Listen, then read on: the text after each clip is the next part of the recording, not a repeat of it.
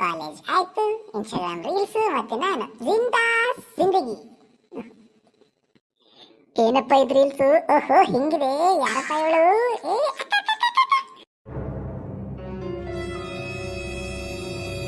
ಏನ್ಲೇ ಮುದೇವಿ? ನೀ ಹೇಗೆ ಬಂದ್ಬಿಟ್ಟಿದ್ರು ಮೇಡಮ್? ಏನಪ್ಪ ರೀಲ್ಸ್ ಅಂತಿದ್ಯಲ್ಲ, ಆವಾಗಲೇ ಬಂದೆ ನಿನ್ನ ರೂಮಿಗೆ.